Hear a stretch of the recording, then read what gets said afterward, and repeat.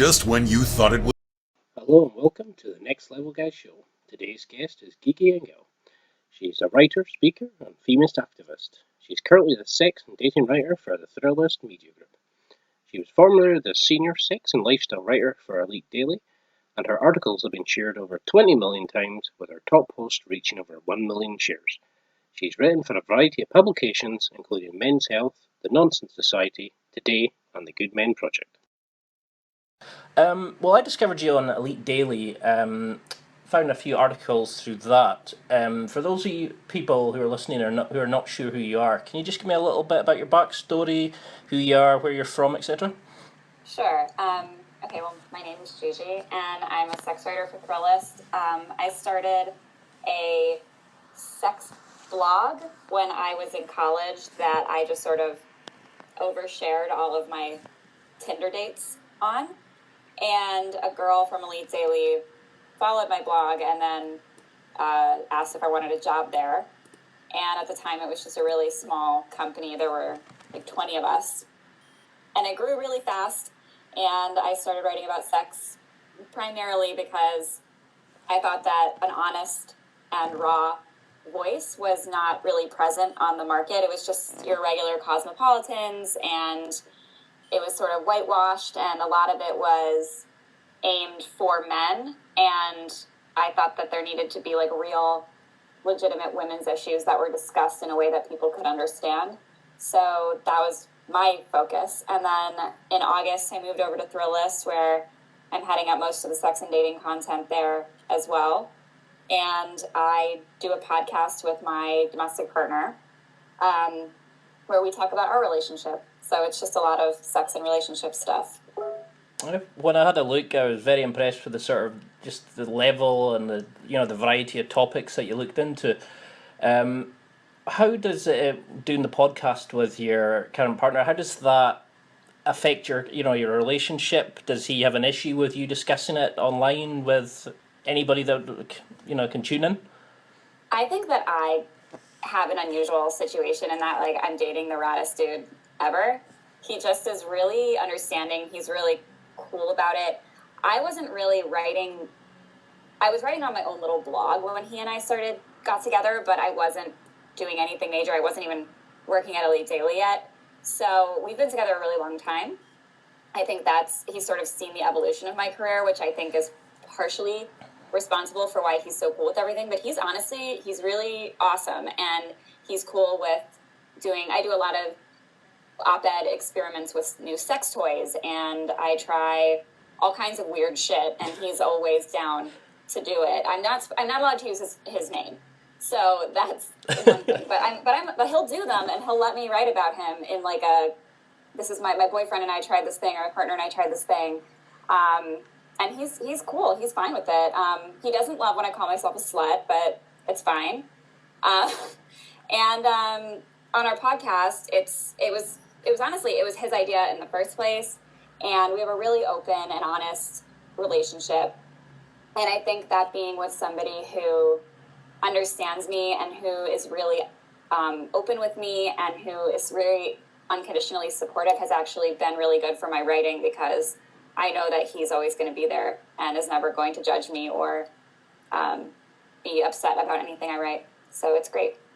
No, it's certainly something that's refreshing to see a couple that are willing to share and discuss, and there's that great stigma lately of discussing sex, and it's a taboo subject. And I really enjoyed your article about this, what you learned about me called a slut, and you took it empowering rather than the sort of traditional views of the negative views.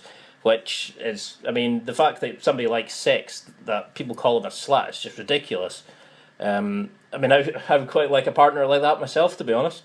I mean, so what does your family think of you get initially into this kind of field? Were they apprehensive about you doing this sort of thing, or because I run the honestly, podcast? Yeah, well, the podcast. My mom loves my podcast. She thinks it's so cool, and my parents are actually also really dope. They're like really supportive of the sex writing and the everything. If my mom introduces me to her friends, and she'll be like, "This is my daughter. She writes about blowjobs for a living, and she thinks it's so cool and funny." The one problem she has with it is like she doesn't understand why I have to swear so much. She'll be like, "Gigi, why do you have to say fuck so much? A lady never says fuck." And I'm like, "I'm writing about anal. What about this is of being ladylike?" So that's her one. Yeah, that's like her one qualm with it. My dad is super cool about it too. We don't talk about sex because I think that would be weird, but he'll be on Amazon and he'll find like cool erotica books that just show up in his feed, and he'll like send me them and be like, "In case you wanted some reading, this seemed like something you'd like." And he tries to be really supportive in his own way. It's actually really sweet. No, that's great to hear. I've got family and friends who are not quite sure what this whole internet and podcast and they're not interested in the same sort of things as me, so it can be difficult for them to and sort of family to understand what you're doing. But you can feel the passion and the intensity of when you write and when you talk about things and your various sort of hangouts, etc. It's something. I mean, I've become a big fan over the last wee while. So I would just to sort of avoid the usual kind of standard questions. I've got a sort of range of different things, so we may jump around a bit. But if there's something that you want to maybe expand on, just give us a shout. Can you tell me what makes you happiest about writing, and looking at sex and dating relationships? Is it seeing feedback from somebody about their transformation, or do you just enjoy investigating your sexuality, that sort of thing, or is there something else that you like about it? I think that it's a combination of a few things, but I think that there's actually, I can hear my voice on the playback. Sorry, it's like very distracting. But I think that there's nothing more important than talking about sexuality and relationships. I think that it's so critical to the human condition and to the human experience that it's critical that we talk about it. And because there's so many problems with slut shaming and with like sexuality being considered taboo, talking about those issues and having a platform for people to be able to talk about those issues, which is what I try to provide, I think is what connects people to my content. And I think that the most interesting thing that I've found from people is making them feel a little bit less alone, especially on the whole like slut thing. I've written so many articles that are about being a slut and embracing your sluttiness and your sexuality and whatnot. And I think that it's so good to see feedback from readers who feel like I've written something that they can really connect to and something they really want to know more about. And they feel like they have someone who they can look to in a world that makes them feel like shit about themselves for liking sex. And I think that it's important to be that person. And if someone's going to do it, I guess it should be me. No, it's something you should be proud of. You've helped a lot of people, and from reading the comments, it was quite amazing to see the sort of impact it's had on people's lives and how it's sort of empowered a lot of women to be able to accept that they like sex, that they can talk about it, that they can, it's not a bad thing. I've had partners who were very sexual, and partners who were very shy about the whole thing. And for a guy, it's easy. You're a stud if you plough your way through, shall we say? And for a woman, it's you've got a negative rep for it, and it's completely unfair. I mean, sex should be great for everybody. I don't understand it. Maybe it's just a masculine ego issue. Yeah, I think a lot of it has to do with that, and I think that the more that we try to talk about those taboos, and the more we try to band together as opposed to putting women down, the easier it will be for everyone to talk about these things, and the less derogatory we could be towards women. And I think it's up to us as the next generation to change the way that we talk about sex, the way we talk about women, and hopefully it will be for the best. So, I mean, how do you deal with things? Is it a case of people write to you and ask you questions and you answer, or do you deal with people over a sort of long term and deal with their issues, etc.? Do you have clients that come to you, or is it just a kind of like an agony aunt sort of thing, and you investigate particular topics, etc.? Well, for the column for In Bed with Gigi Engle, it's usually a reader will reach out to me with a question, and then I change a lot of the details, not a lot of them, but like enough details so that they aren't identifiable. And then I write them back a really long, unedited email. And we'll usually go back and forth a couple of times, but usually that first email that I write back to them is the column, is what will be published. But I'm happy to talk with them for as long as they want to. If they have more questions about what I wrote to them, or they need more advice about something else, I'm always open to helping people. I think that it takes a lot of courage, and it takes a real feeling of terror to feel the need to reach out to somebody on the internet for advice. I think that person probably doesn't have the emotional support system that they deserve. And so if I can be that person for them, then I'm totally open to doing that, because I think that everybody needs someone to talk to. No, it's a very good thing. A lot of men don't have that sort of person. It's difficult to speak to a GP, like, your doctor, or speak to a family member about something. Like, mothers don't want to hear about their sons talking about their partner's sexual activity. Sisters don't want to hear it. Especially in the UK, it's very taboo to openly discuss it. So that's why it's good to have somebody like a neutral, impartial person that you can write to, and you've just got a way of making it easy, accessible. Just like one of the just like a friend you're sitting discussing it with. You don't make any judgments, and I couldn't stop laughing at how good your writing style is, but I was coming away learning things without even realising it, and I just couldn't stop reading them. So, is there a set of sort of common problems you see, or is it quite unique and varied depending on the age ranges, the genders, etc.? I think that it's definitely a wide range of topics, but one of the things I'm seeing pretty consistently lately is a lot of girls who are I have a lot of guys who reach out to me, and they are usually dealing with a whole range of topics. Like, they're always so different. But with girls, I have had a lot of women who have reached out to me, understandably, that they have a much higher sex drive than their partners. And I think that we live in a society that tells women that men are the ones with the high sex drive, and women aren't supposed to feel that way. And if your boyfriend doesn't want to have sex with you, or your husband doesn't want to have sex with you, then that's normal, and you should be catering to his sex drive, and you shouldn't be pushing him, and don't make him feel like if you want more sex that's emasculating him. And so I have a lot of girls who reach out to me and they really don't know what to do. They're like, I have a higher sex drive, my partner doesn't want to have sex, and I don't know how to have that conversation, because if she didn't want to, she would still be expected to, Yeah, but guys aren't expected to do anything. Well, that was an area I was going to get into. I've had friends mention that. I could never understand it. I'm ready, willing always. But for those people who have lower sex drives or higher than their current partner, is there a way for them to maybe bring it up without offending or upsetting their partner? What kind of advice would you give to somebody in that situation? I think that it's really about approach. It's how you talk about something, not why you talk about something. If you bring up the fact that you're not having enough sex with your partner in a way that's really accusatory and sort of like, you're not meeting my needs and this is what I need from you, and if you don't do this, I'm going to break up with you. That's not how you get a positive result. Using guilt is never going to have the effect you want. And it's really easy to get wrapped up in those conversations and just be like, well, you're not giving me what I want out of this relationship. And that's not really a fair way to do it, because it's not like the person has a low sex drive because they want to have a low sex drive.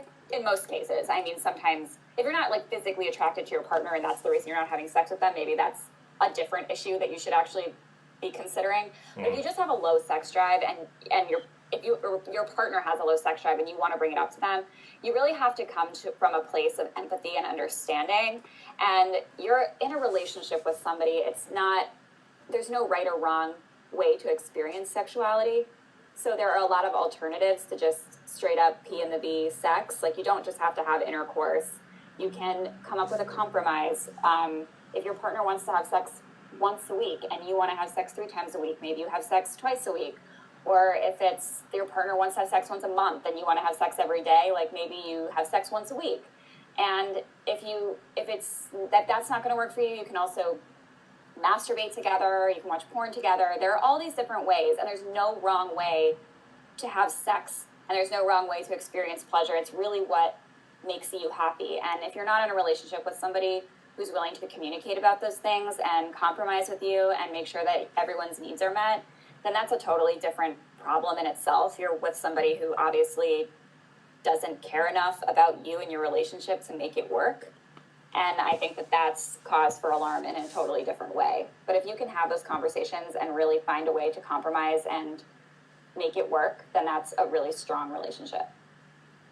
No, it's a very good answer. I mean, I've always feel able to discuss these things, but I've often felt I was a bit too forward compared to most people. And I mean, I can understand why some people, it can be a touchy subject. It can be a sort of like an issue, like your partner might take it that you don't fancy them, that you've gone off them, etc.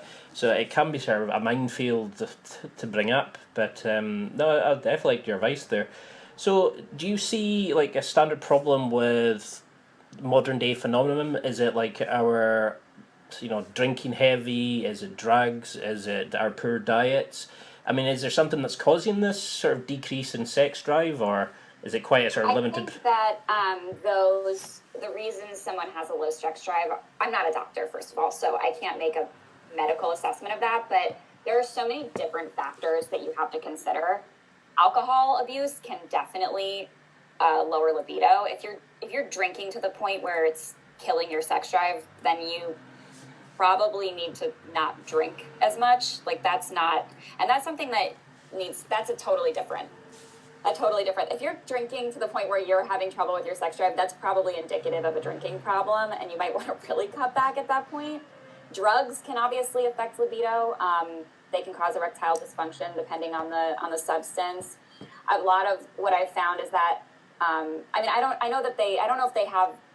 Do you guys have antidepressants and stuff in the UK? Yeah, it's quite very common nowadays.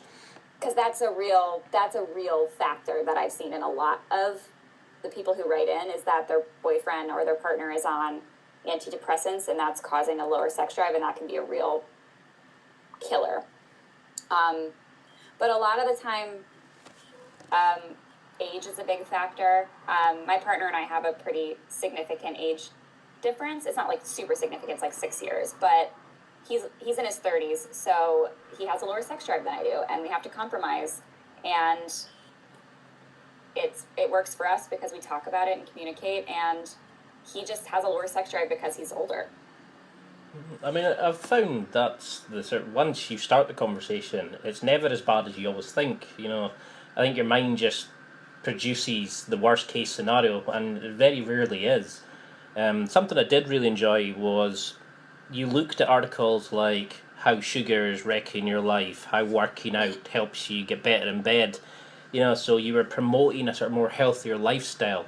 Can you go discuss some of your favorite articles, some of your favorite topics? If somebody wanted to check out your sort of roll call, your honor list of your best stuff, which ones would you send somebody to read first? Well, I love those ones that promote a healthy sex life and promote a healthy life in general. Working out really can boost your libido and it boosts your testosterone levels, which can help if your male partner is having trouble getting aroused, then that's a really natural way to help boost it. I think that my favorite content is more of the wild stuff. Like I did an ultimate guide to pegging. And I had a lot of original photos, and it was a really comprehensive guide, and it was a lot of fun to write, and I love doing that, like, crazy shit that people kind of want to try but aren't sure how to start. Mm-hmm. So that was a really fun one to do. But I love the ones that take a certain topic, like the sugar one, and open up an entire other level that people may not have thought of. Like, sugar makes you fat, and everybody knows that, but they may not know that it also will kill your boners. You know, that's what I love about this podcast. I can go from sugar to pegging. Yeah, you never know what you're gonna get, man. Well, it sounds like an interesting night. Um, so let's just see. So who, in sort of the today's society, who do you look at as a good role model for, you know, promoting sexuality? You know, so who can somebody look to? Is there particular people in the entertainment industry and films that you look at and say that's a very good kind of, you know, like a guy, like a potential, a good boyfriend or a strong man that anybody listening can sort of watch the film and try to, you know, incorporate more of their characteristics. If So that, you mean like a male celebrity? yeah, I mean, one of the things I really used to like as a kid was watching films and, you know, in sort of trying to be more like the characters, like some of the stronger characters, of like the heroes in the films, etc. Because I didn't really understand about self development at the time, but I just tried to be a bit more like, you know, like the Jason Bourne, the James Bond, etc. Is there characters in films that you think, you know, that you can maybe recommend people check out? Like strong role models for male and females. Oh my god, I have probably never actually thought about this before. I think that personally, my favorite female role model is Elizabeth from Pride and Prejudice. She's like a really strong woman who is really intelligent. She doesn't really take shit off of anyone. And when her potential suitor, I don't, have you read Pride and Prejudice? A long time ago. Okay, well, anyway, her potential suitor, like, is a complete piece of shit to her, and then is like, I love you, marry me, and she's like, ew, eat shit and die. And then he, like, comes back, and a totally changed man, and sweeps her off her feet, and she's like, oh, okay, like, you deserve me now. So I think that's a really good example of just not letting people treat you like garbage, and so I love her. She's really dope. She also reads a lot, which is nice. I don't know about, like, male celebrities. Like, who would I consider? I'm obsessed with, what's that guy's name? He's the guy who played Van Wilder, Blake Lively's husband, Ryan. Oh, Ryan Reynolds. Yes, I love Ryan Reynolds. He's obsessed with his wife. Like every woman should aspire to have a husband who looks at them the way that Ryan Reynolds looks at Blake Lively. He's also an awesome dad, and I think when you're looking for a potential partner, you have to really consider how they're going to be as a husband and father. So I think that he's a really good example of that. He's like super adorable and really hands-on, and I think that's rad. No, he's definitely one of those. That's my suggestion. It's very good. I mean, it's somebody who I admire a lot as well. Somebody I sort of look up to. You know, he owns everything. He lives his life the way he wants to be, and he acts the way he wants to be. There's no sort of fakery about it, and he is hilarious as well. I mean, for those people who, you know, who are maybe coming out of a bad breakup, who are looking to get back into this sort of dating life, is there a way for them to just move on and accept it? You know, somebody who thinks they're maybe with their partner, they're going to be there for a long time, and they've just had a breakup. How can they begin again? How can they get back into the flirting? I hate the term pickup, but you know, how can they get back to embracing it? Yeah, I mean, I think that the first step to moving on from a breakup is realizing that you really shouldn't want to be with somebody who doesn't give a shit about you. When someone's broken up with you, and like, I can hear my voice on the playback again. Sorry, it's so distracting. Oh, sorry. So sorry if I sound crazy. But I think that if you want to be with somebody who doesn't want to be with you, then there's something wrong with you. Like, why would you want to be with somebody who doesn't love you? That's just so illogical to me. So I think that the first step is really, there's the 5 stages of grief, and you have like sadness, and then you have anger, and I think it's okay to acknowledge those feelings, and I don't think you have to bottle up your emotions and go out and fuck a bunch of people just because somebody broke up with you right away. Like, if that's not how you deal with grief and that's not how you move on from stuff, then that's not a healthy way to deal with it. People always say, like, you should get under someone to get over someone, but I don't think that works for everybody. I think for a lot of people who are going through a really emotional breakup, going out and hooking up with a bunch of people actually just makes them feel worse. And so if that doesn't work for you, then there's something wrong with that. If you need to take time to actually get over something without getting right back on Tinder and sleeping with a bunch of people, then you don't have to do that.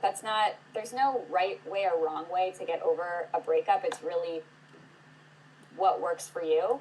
And as far as getting back into the dating scene, I think that you shouldn't just jump into the next relationship right away. Like, I have a friend who broke up with her boyfriend of 2.5 years, and then she went on one Bumble date, and she's been dating this guy ever since.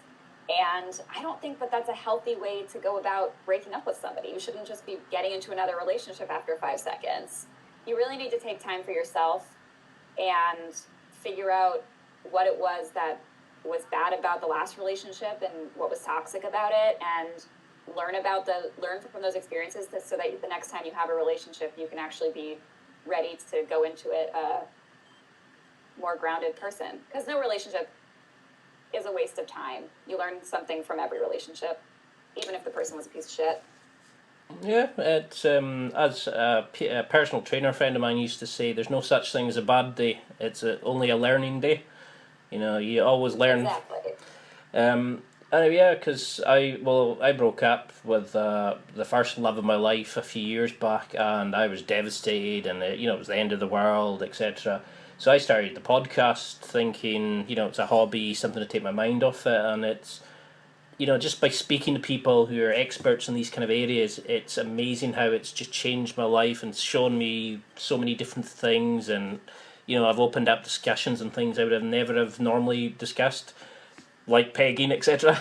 Yeah.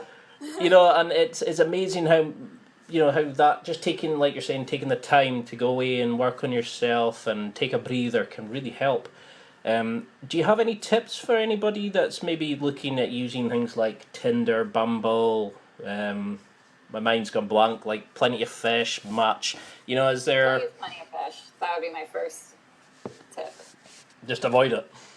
That app's a piece of shit. And people are gross on that app. I mean, not gross like they look gross. Gross like they're just like disgusting people. Don't use that one. Would be my first tip.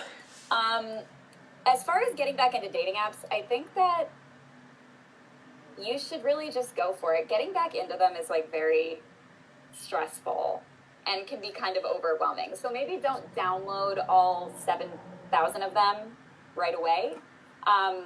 Maybe 1 or 2. And I don't care what anybody says about Tinder. I met my partner on Tinder. My sister met her fiance on Tinder, and it's possible. So just go for it. So in terms of meeting new people, in the terms of from a female perspective, what sort of things does a guy do, maybe subconsciously or openly, that is like a red flag, or you consider needy or desperate? Is there things that you see a lot of guys doing who are trying to get better with women and dating, etc., that you have to keep going over and stopping them doing? Do you mean on dating apps or in person? For both. I mean, do you see the same kind of mentality issues? Do you see people approaching things differently, or?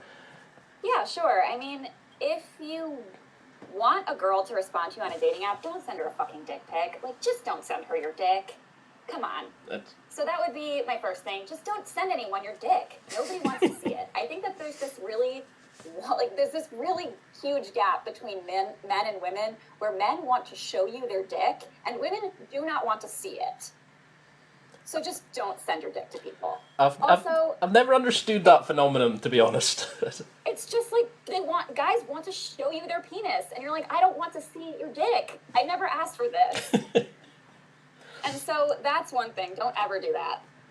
Also, no shirtless selfies, for the love of God, please. Your insecurities are so transparent. And then a thing about meeting girls in public is I see guys who use this really shitty pickup artist trick, which is called negging. And they'll go up to a girl in a bar and start picking away at her self-esteem and insulting her in an attempt to get her to want to prove herself to you. And for girls with low self-esteem, it actually works. And that's why it's a technique that pickup artists use. But it's such a fucked up thing to do. And trying to attack a girl's self-esteem to make yourself feel better is tragic, and you're an asshole if you do that. So, don't. I mean, surely the whole point of it is to build somebody up that you want to, you want to make that person. You would think so. I've never understood. It just seems a bit weird to kind of break something down that you are supposedly have feelings for.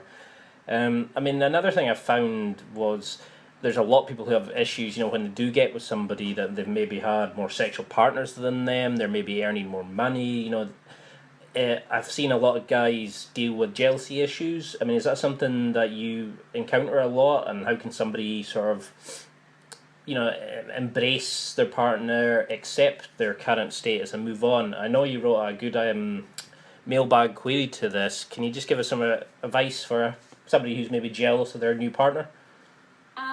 Well, I think that a little jealousy in a relationship isn't that bad of a thing. I think that that's a natural human emotion. And I think that we get a little too wrapped up in people being like, oh, you shouldn't be jealous. Like, don't be jealous. Nobody likes jealousy. And that's true to an extent. But I think that acknowledging that you have negative feelings, if you have them, is actually a more mature thing to do. And if you can talk to your partner and say, this is why I'm feeling this way. I understand that maybe these feelings aren't totally rational and I shouldn't feel this way, but this is why I feel this way. And acknowledging your own insecurities and talking them out will actually help you get over some of those feelings of jealousy, because if you can't have trust in a relationship, then there's no point in having that relationship. It's very true. So what do you consider the main reasons for, you mentioned things like pegging and sex toys, etc.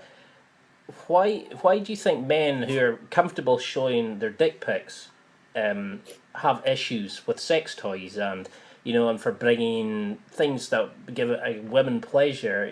What's the reason for these kind of weird, what's for that weird change? Like people, like I know guys who think if their partner uses a vibrator, then they're saying they're not good enough. If that makes sense.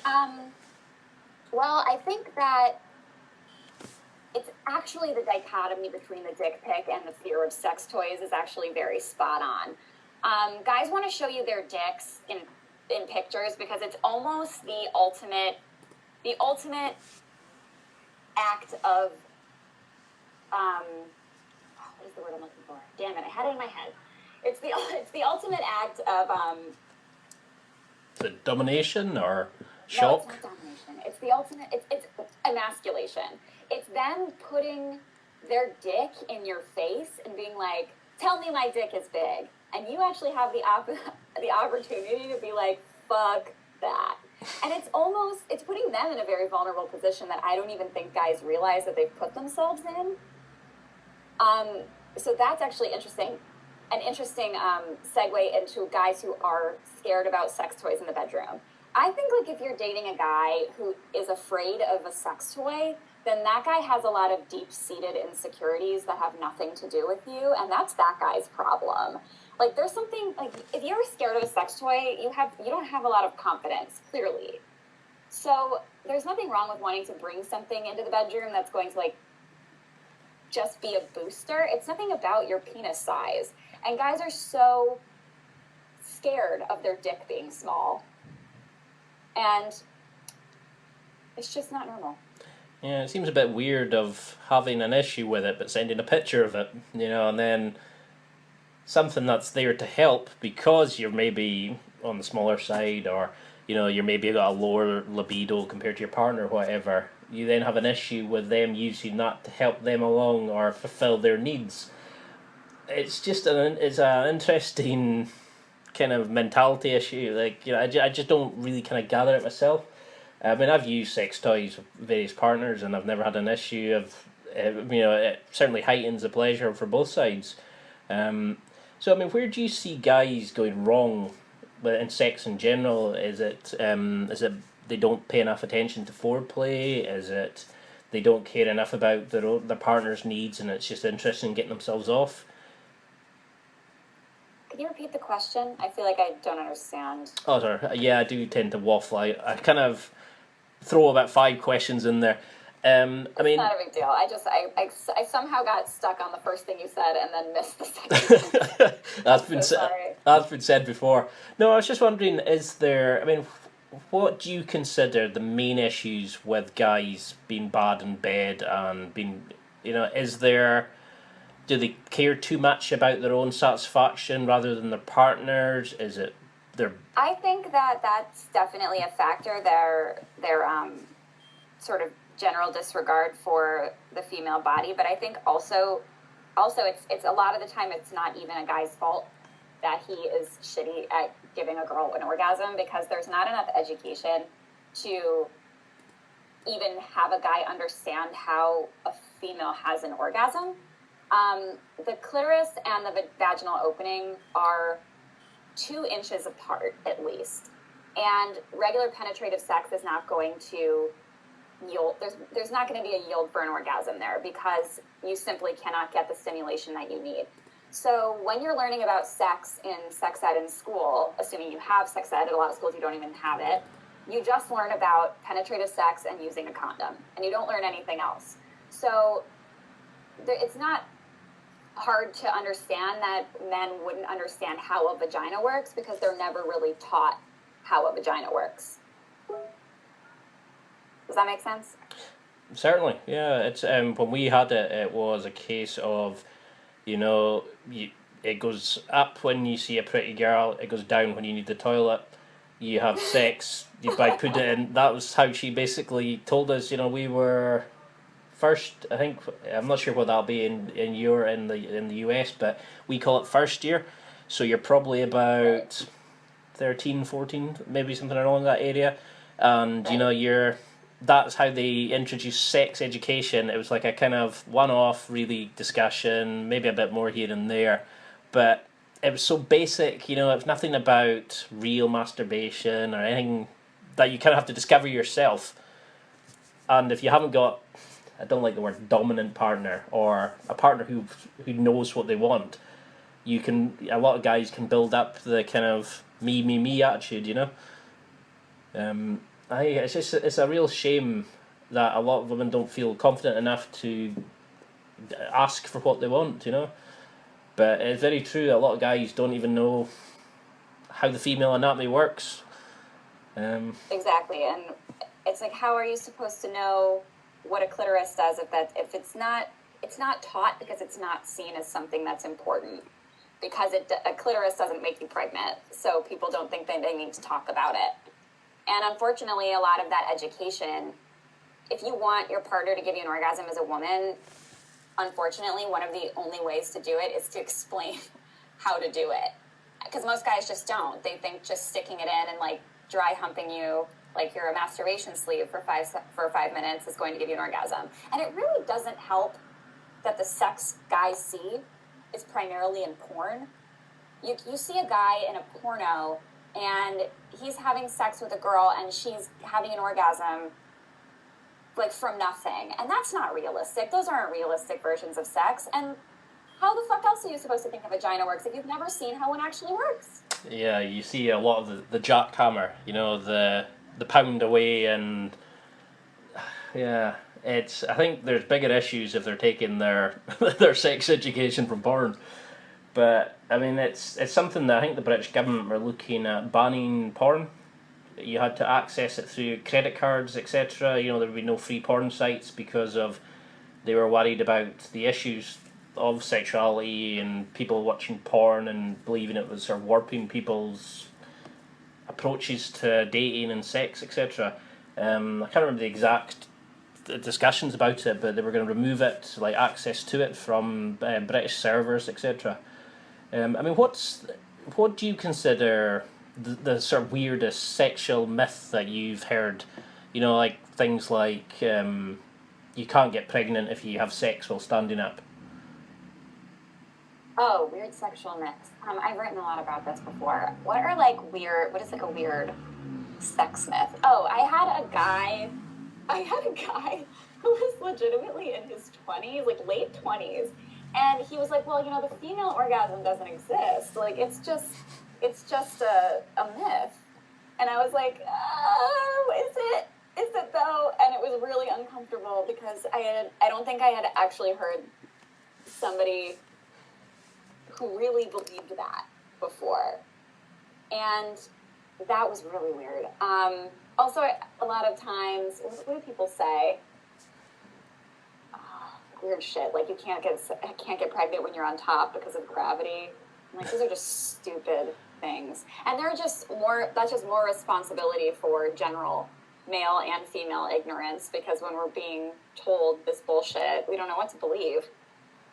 Yeah, I mean, we had somebody in school who lost her virginity and said it's okay, you can't get pregnant while if you do it while you're standing up. And she was... Yeah, I had a girl in high school say she didn't lose her virginity because it was anal. So people believe what they're going to believe, you know? You have to kind of wonder where these kind of ideas come from, you know. It's interesting, let's put it that way. So while you've been investigating and researching and learning, etc., what's the weirdest or most interesting sex fact you've discovered over the years? Is there something that's kind of blown you away when you've learned about it? That probably didn't come out right. Yeah, I'm like, oh my god, I just learned something that was... Oh, well, I mean, can I do a fertility fact? Because I just learned this. Yeah, go for it. Okay. I went to an egg freezing seminar last night. Do you know what egg freezing is? It's sort of like IVF sort of thing. It is like, it's a little bit like IVF. Essentially, like young women who are in their 20s or 30s can get a bunch of their eggs frozen so that they can save them. So if they want to have a baby later. Oh, right. So they can reuse. Yeah, then they can use IVF. So I learned yesterday that if you freeze your eggs and you have a equal chance of getting pregnant through IVF in your 40s as you would in your 20s. Because you use your young eggs. Jeez. I thought that was cool. Doesn't it seem weird? That's really strange. That's what I love about this kind of podcast is when you ask somebody, you know, what's the strangest thing you found. I mean, I love weird and interesting facts like that, and you wouldn't think that because you always hear that of like, you know, like people who have kids later in life have more issues or struggles to get pregnant, etc. That's really cool, actually. And do you meet a lot of people who have gone through this procedure? I mean, I hadn't. I have a friend who does PR for a egg freezing clinic, so I was interested in learning more about it, which is a lot of what this job is. It's a lot of people asking you if you want to learn about something, and then you go and learn stuff. It's really sick. No, it's certainly an interesting job. I just don't know, like coming in hungover on a Monday morning and, you know, you're maybe not feeling very well and having to write about pegging sometimes might not be the... But no, it's... I feel like the sex writing is sort of natural for me. It's honestly the easiest job. Well, that's why, I mean, this is the first time since I've started this podcast that I've really enjoyed it. You know, it's at the start, you get to a point where, you know, everybody goes, oh, you've got to produce content, you've got to do this, you've got to do that, you have to produce things 3 times a day to keep people interested. And since I've started interviewing people and just getting to know them and asking them weird and strange questions, I've noticed what a different, you know, you learn so much more and people are liking it so much more. And, you know, especially when I get to chat to people like yourself who I love their stuff, and you just get to know them and you just think, what cracking, you know, life's about experiences and learning. So, talking of which, if you've got somebody who has been maybe in a relationship for ages, they're very experienced with their partner, they've gone through the phases, you know, they've gone past the honeymoon period, shall we say, how can they keep the spice there? How can they keep the fires burning? Well, I think that, first of all, I think that a lot of couples, they let things get a little bit stale. They sort of just are okay with the fact that they've been in a long-term relationship, so they shouldn't need to keep it up. And they're like, oh, we don't have sex as much, that's fine. We'll just deal with that. And that actually isn't a good thing. You should always try to keep the fires burning in your long-term relationship, because that's really important, and sex is always going to be important. And even if you have kids, like, you just have to keep having sex all the time. My mom tells me this all the time. And she and my dad are in their 60s. So, TMI. But I think if you want to keep the fires burning in your relationship, you have to be really open and honest about your feelings and, like, what is working for you and what isn't. If you want to try something that might be a little bit outside of your partner's comfort zone, you have to be willing to talk about that. Like, maybe they don't want to do it, but if you talk about it, you'll feel better about it. And you have to be willing to try new shit. I always say, like, you should try pretty much everything one time. Like, even pegging. I think all guys should try pegging. And I think that it's cool to experiment. And maybe you try it and you don't like it, and that's okay, but you should still try it. So I think that experimenting and being sure that you're still connecting with your partner in a sexual way for as long, even though you've been together forever, is going to be really important to keeping your relationship strong. Yeah, I mean, I find that whenever I can get somebody who's willing to have sex with me, it's usually, I just can't stop fancying them, and as you learn more about them, and you learn, you go out and do stuff together, and you grow experiences together. I just don't get how you can sort of fall out. I mean, I know life gets difficult, etc., but I just find making a bit of time, the holding hands, going for walks, etc. It doesn't need to always be about the sex, but maybe I've just not had very many long-term relationships. Maybe I'm just seeing it with rose-tinted specs, I'm probably getting an old-fashioned, I was born too early, too late, I think. So, one of the articles I've really enjoyed, something that I've noticed with, I do a lot of powerlifting and, like, lifting weights, etc. That really helps me mentally, physically, etc. And I really enjoyed your article on how it's working out helps people's sex life. Can you just give some examples about why people should do it? What kind of things you'd recommend they do? Just sure. I think that working out helps with your libido, and that it helps release endorphins that are actually the same kind of endorphins that you have released during sex, because it's physical activity. And doing that on a regular basis can keep your energy levels much higher, which will make you physically fit for sex. Also, when you have those endorphins running through your body, you're going to end up being turned on, because it is your physical body chemistry is now in a positive place, and that's going to lead you to being horny. So if you're just sitting around and being sluggish all the time and watching TV, like, that's great sometimes, but eventually it's going to make you lazy, it's going to lower your libido, and it's going to make you not want to have sex as much.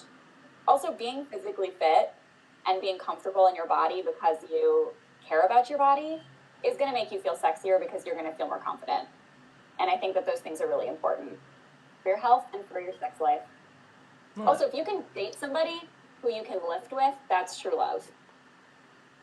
I like that. I've now, since I've started the gym again, I've got a type. I want somebody who goes to the gym, somebody who lifts weights. I find the girls who do powerlifting far sexier than the girls who let it all hang out on a night out. There's just something about somebody who squats and deadlifts and looks after themselves, etc. I don't know. Maybe I'm just weird. I don't know. No, I totally agree with you. I lift with my boyfriend multiple times a week, and we're that fucking annoying couple at the gym who, like, works out together. And I'm very inappropriate with him at the gym. It's, like, not good, but I don't give a shit.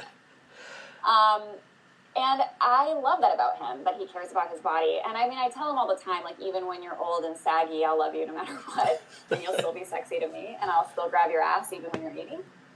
But I think that the fact that he cares about his body is really sexy, and I think that that's something to be valued. No, it sounds like Not to say you should go crazy with it. sounds like you got a great relationship, and it's something that I would like myself. To have that kind of. You'll find it. Just don't settle. Yeah, well, that was something I was going to come to. One of your great articles about, the guy saying about getting back into it, and you're like, you don't settle. Find what you want.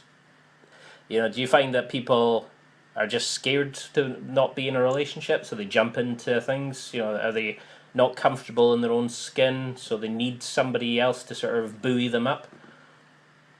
Oh, absolutely. I think that so many people are in relationships because they're terrified of being alone. I think one of the things that's rad about my relationship is that my boyfriend and I actually like each other, and weirdly enough, that's a lot rarer than you think. I have a lot of friends who are in relationships with people, with guys especially, or girls who are in relationships with guys who are just assholes to them, and they are so scared to be single that they just put up with this garbage. And the thing about being with somebody who actually deserves you is you meet somebody who doesn't treat you like shit anymore, and it's actually a strange phenomenon to be with somebody who actually is nice to you and actually treats you the way that you want to be treated, and then all of a sudden everything becomes very clear and very easy, and you're like, oh, there are actually people in the world who aren't going to be a complete asshole to me. That's nice. And then you realize that you're not willing to put up with anything less. Yeah. And I think that being with my partner has actually made it impossible for me to ever settle. No, it's good that you've sort of seen what you're willing to accept.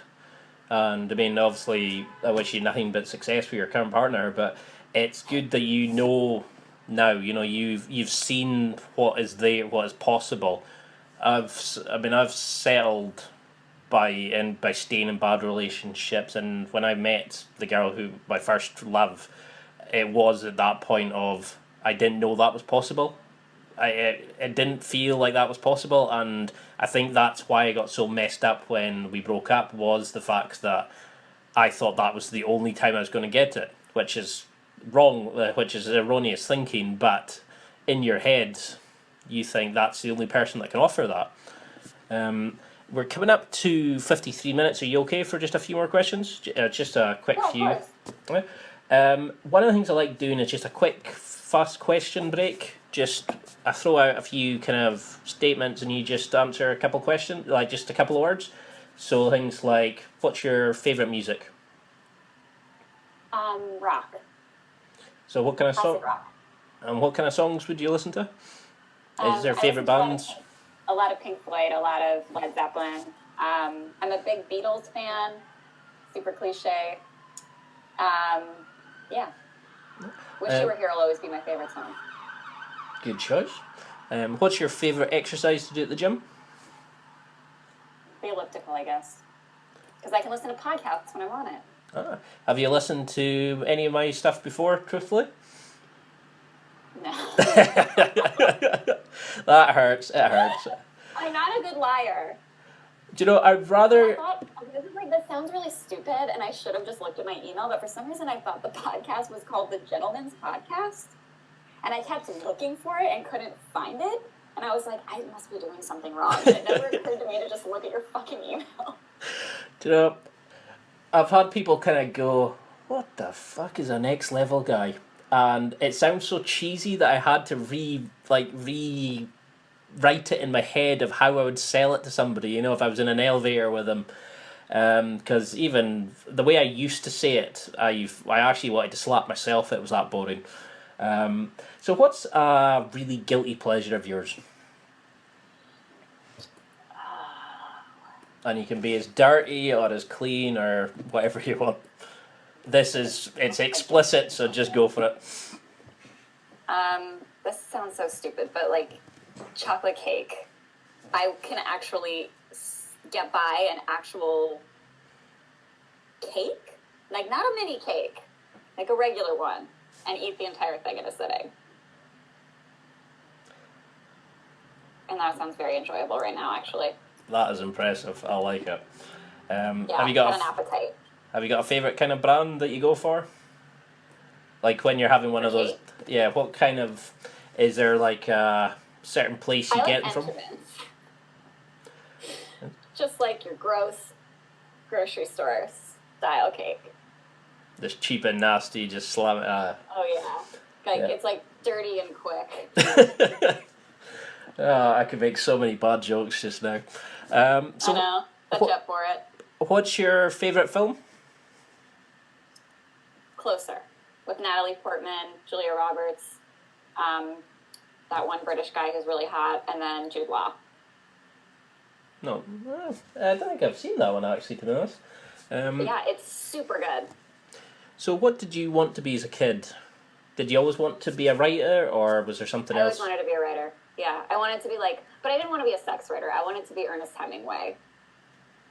I thought I was going to be like the next great American novelist. No, still plenty of time to do it. You know, write a few books. Thank you. I And... appreciate the encouragement. So, what was your first pet? I had a dog named Sandy who on St. Patrick's Day I dyed green, and then my mom took her away. So, what kind of dog was she? She was a schnoodle. She was like a poodle schnauzer mix. Nice. I mean, I grew up with border collies, and I liked them better than people. You know, it was maybe it says more about me than them, to be honest. So, if you could have any superpower at all, what would you go for? Super strength. Yeah, I suppose you need it in the gym. You know, helping along, and you I got. was thinking for beating up bad guys, like rapists and stuff. Because women is going to get a little dark, but women always feel afraid for their physical safety. Always. It would be nice not to feel that. Yeah, I mean, even as a guy, I sometimes feel that. You know, like when you're out at night and you're passing a group of guys, etc. That there's that uncomfortable moments, or you're walking down a dark alleyway, etc. And it must be horrific for a woman, but yeah, we have not just the robbery and beat up thing, but the rape thing. So. It's that kind of horrible. So the superhero power thing got a little dark there. No, sorry about that. No worries. I mean, it's good to see the reason behind it. It's that kind of that it's not just a sort of silly thing. It's something that you've actually thought about, and it's just a horrible kind of thing about society that there is people who use sex as to overpower somebody and dominate and control them. Unfortunately, there's always going to be these horrible people in society. That's why I'm starting the podcast. Try to get more people looking at making themselves better and helping others, etc. It's a good thing you're doing here. And what's an unusual fact about yourself that only maybe a few people very close to you would know about you? Have you got a weird interest or an unusual skill that you could share? I'm such an open book. What is like an unusual skill?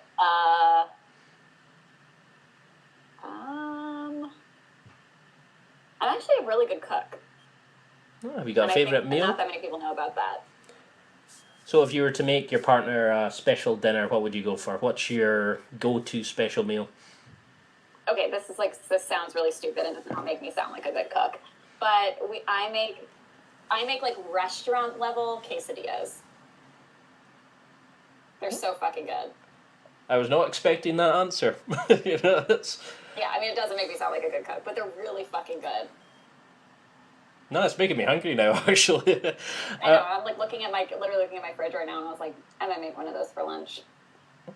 That's what I keep forgetting is for me it's coming up to towards dinner time. For you guys it's lunchtime. It's like a normal day and I'm asking questions that you maybe discuss with a few beers later on after work, etc. Yeah. Well, this is what I do all day.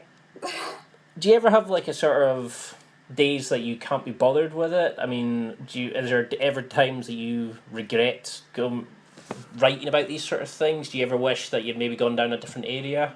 Or have you always just really enjoyed it, and is the passion still there? The passion's definitely still here. I think that this career isn't really for a lot of people. Writing about sex can be a bit overwhelming for some. It can also be, I think the general gratuitousness of it can be a little bit exhausting for others. I think that I don't have a filter, and I never have had one. And I also love attention, so I'm down for it. And I never really feel weary of it. So it works for me. So I've just got a couple more. 5 people, alive or dead, that you would like to have a dinner with. Okay. Audrey Hepburn, Ernest Hemingway, Faulkner,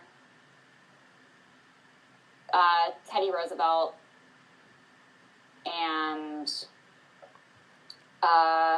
Sylvia Plath. That'd be an unusual dinner party. Yeah, I'll give you that. It would be a little. It would be a lot of strong people with very different opinions. I mean, is there a reason for each of them, or are these just people who have made a sort of an impact in your life growing up? I mean, Teddy Roosevelt, I think, is like the dopest president ever. He used to like shoot bears. That's sick. He would be fun to have at dinner. Hemingway's my favorite author, so is Faulkner, kind of a tie. But then also Sylvia Plath is like my favorite woman author. And Audrey Hepburn is the coolest movie star ever. Talk about a woman who was just like, I'm fabulous and don't need any man. She was certainly something. I mean, in my current job, I've just got a joiner to put up a picture of her for the fashion department, and it was strange that you said Audrey Hepburn, because I've been talking about her picture, this frame, getting it put up onto the wall, etc. So I was I was looking up on Wikipedia just to see about her, and it was really interesting how strong and that she just took no shit basically. So maybe it's a good role model for any female listeners. So if you could speak to all of mankind at once, say every guy was listening to this just now, what would you tell them? Would you say something for women, or would you give them a piece of advice? Is there something that you could maybe? Is there a rant that you maybe would have? Sorry, could you repeat the question? No worries. One of the questions I always like asking is, say if every guy in the world was listening to this right now, what would you like to say to them? What would I like to say to them? Treat women as equals, and don't degrade women, because society is what made you a sexist piece of shit. So it's not your fault. So unlearn the behavior. No, what's that saying that you can blame your parents and your environment up to a certain point, but once you're an adult, you can basically change anything you want. It's up to you to how you live your life as you, it's not on anybody else. There's an actual phrase for it, but people who blame their parents or their upbringing or their situation, I just find that really unfair, because you're an adult, you can change it. It's a sad state of affairs, unfortunately. And if somebody's wanting to keep in touch with you just now, I loved your Instagram, by the way. Which one? It's just every time I was looking through them, and it's like, I don't want to spoil it for anybody, but you really should check them out. That's when I thought, yep, I've got to interview her. What's the best way for people to keep in touch with you? Which sites should they go to? What's your social media handles, etc.? You can follow me on Instagram at Gigi Engel and Twitter at Gigi Engel, and then you can follow my Facebook page, Gigi Engel Writer. You can also find me on my website at missgigiengel.com. You can also follow my writing at Thrillist. You just Google it. Yeah, well, what I'll do is I'll put all the links, etc. on, and the sort of stuff that we've been discussing. I realise I'm actually over my time, so I'll let you go make your quesadillas. So is there anything that you maybe want to say now? The floor's yours. Is there a product that you want to promote? Have you got maybe a Facebook group coming up, or an event maybe that you want to promote to anybody listening? Well, when is this going to be up? Yeah, hopefully either today or tomorrow. Oh, okay. Well, if you're in the New York area, I'm teaching a class on sexting, which I'm posting on my Facebook page. So come to it if you can, because it's going to be really lit. And what's your podcast called? Oh, and you can find my podcast. It's called Dirty Sexy Monogamy. We're on iTunes and SoundCloud. Perfect. Well, I obviously knew that because I'd heard it, and it's very enjoyable. And I'm recently subscribed as well, so I'll be waiting for the next episode. Oh my god, I'm so flattered. Please listen to all of them. You're like one of our only listeners. Well, I would say listen to mine, but seeing as you can't remember the name. No, I will. It made me feel bad. No, I was like, oh god, if he asked, I'm not going to be able to lie. Like, I can't lie. No, I mean, there's so many great podcasts lately. I mean, what kind of podcasts do you listen to while you're on the... Oh my god, I listened to like so many. That was the thing. It's like I listened to 100 billion podcasts. Like The Moth and Sex Lives and The Guys We Fucked and... Oh, I've listened to a few of theirs, yeah. Yeah, they're so good. And I only listen to the podcast at the gym because that's how I get myself to go to the gym. I tell myself I can listen to podcasts. So I can never listen to all of them. It's very stressful. First world problems. No, that's great. Well, all I can say is thank you very much for your time. It's been an absolute pleasure. Sorry we had to rearrange the dates, etc. But it's, I never thought it'd be as good, as enjoyable as it is to chat to you just now. Oh, good. I'm so glad. I had a great time too. No, I've not done an interview for a while, and I was worried that I would maybe say more stupid things than I have already. But I haven't said anything stupid. You've been delightful. Well, I've been called a lot worse in my time, so I'll take that. Well, thank you very much. Yeah, I'll be in contact soon when we get the link up and ready. And thanks again, and enjoy. Thanks. We'll talk soon. Appreciate it. Thanks, Gigi. No worries. Bye. Thanks.